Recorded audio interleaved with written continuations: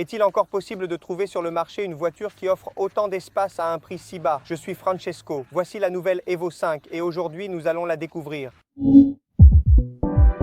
Pour découvrir toutes les caractéristiques de la nouvelle Evo 5 et de tous les autres modèles de la gamme, je vous invite à consulter le site de DriveKey en haut à droite ou à cliquer sur le lien dans la description. Des dimensions généreuses pour cette Evo 5, tout comme la calandre dont les lignes sont plutôt anguleuses. Et le phare LED est également intéressant.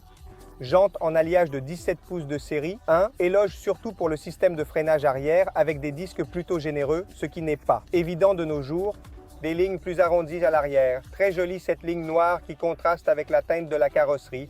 Pour ma part, cela me rappelle beaucoup une autre marque, mais je vous laisse le soin de le dire. Et maintenant, passons à l'intérieur. Le protagoniste de cet intérieur est l'espace. Il y en a vraiment énormément. Ces sièges en simili-cuir sont très confortables et plutôt robustes, tout comme les commandes tactiles de l'infodivertissement qui sont également très pratiques et intuitives. L'infodivertissement a tout ce qu'il faut. Mais un point négatif concerne le système de climatisation. La température n'est pas indiquée à l'écran. Bien que le plastique à l'intérieur soit vraiment présent en grande quantité, le contraste de couleurs et de texture des inserts sur le tableau de bord est très agréable, tout comme le tunnel central qui est très bien fini et ce n'est pas négligeable, le toit ouvrant, volant réglable en hauteur. En ce qui concerne la boîte de vitesse, ce véhicule n'est disponible qu'avec une boîte manuelle à 6 rapports.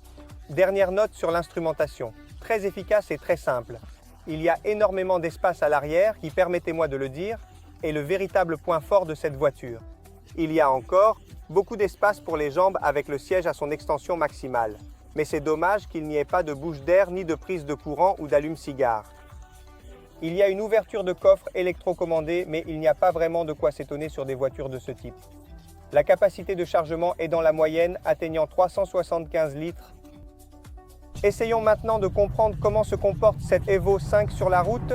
Le moteur à essence GPL est vraiment brillant. Et la position de conduite est très haute grâce à ces sièges en simili-cuir super enveloppants. On a presque l'impression d'être assis dans un SUV de luxe.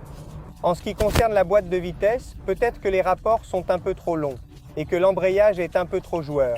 En revanche, la maniabilité est très bonne. Le volant est très souple, on peut le conduire pratiquement avec un doigt. Cela peut être au détriment de la précision car il est un peu difficile de savoir où l'on place les roues. L'insonorisation du véhicule est également excellente, il ne sera certainement pas un problème de faire de longs trajets avec elle. Pour en savoir plus sur la nouvelle Evo 5 et ses caractéristiques, n'oublie pas de visiter le site de DriveKey et surtout commente pour me faire savoir ce que tu en penses.